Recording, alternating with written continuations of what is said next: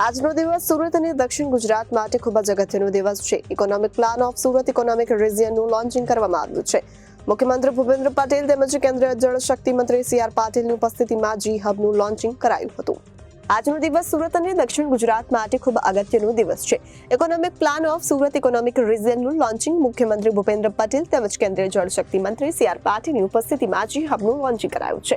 નીતિ આયોગ ભારત સરકારે દેશના પસંદ કરેલા પ્રદેશોમાં આર્થિક વિકાસને વેગ આપવાના ઉદ્દેશ્ય સાથે ધ ગ્રોથ હબ પહેલ શરૂ કરાઈ છે, જેમાં સુરત, ભરૂચ, નવસારી, તાપી, ડાંગ, વલસાડ જિલ્લાનો સમાવેશ કરવામાં આવે છે. સુરત ઇકોનોમિક રિજનના માસ્ટર પ્લાનનું લોન્ચિંગ કરવામાં આવ્યું હતું. ત્યારે લોન્ચિંગના માસ્ટર પ્લાનની ઓડિયો વિઝ્યુઅલ પ્રેઝન્ટેશન રજૂ કર્યું હતું. મુખ્યમંત્રી ભૂપેન્દ્ર પટેલનું સંબોધન કર્યું હતું. સુરતના ઇકોનોમિક રિજનના ગ્રોથ ડ્રાઈવર્સ પર સેક્રેટરીયલ સેમિનાર યોજાયો હતો. ગુજરાત છે એમ ગુજરાતનું ગ્રોથ એન્જિન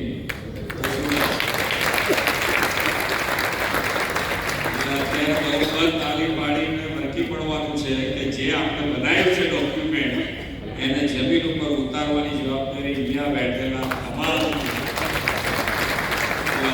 તાલીમ પાડવી એવી પાડી બધાને કે આપણે કામ કરવાનું છે. સરકાર તમારી સાથે છે, એમાં તમને ક્યાંય તકલીફ નહીં પડે.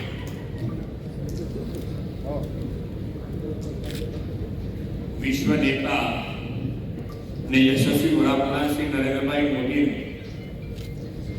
સતત ત્રીજી વાર દેશનું શાસન દાયિત્વ સોંપીને લોકોએ વિકસિત ભારતનો સંકલ્પ સાકાર કરવાની દિશાને વધુ ગતિ આપી છે.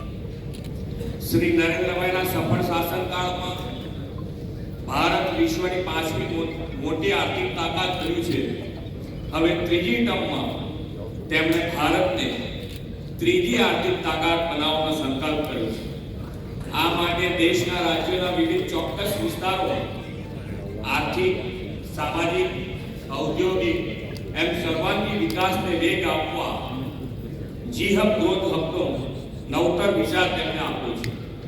નીતિ આયોગના સહયોગથી આવા ગ્રોથ હબ માટેના આયોજનબદ્ધ માસ્ટર પ્લાન તૈયાર કરવામાં આવે છે.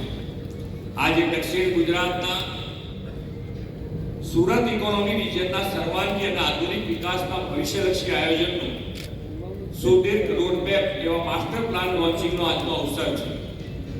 દક્ષિણ ગુજરાતના વિસ્તારો મુંબઈથી નજીક હોવાના કારણે આર્થિક ઔદ્યોગિક ગતિવિધિના પ્રવૃત્તિના કેન્દ્રો રહ્યા છે.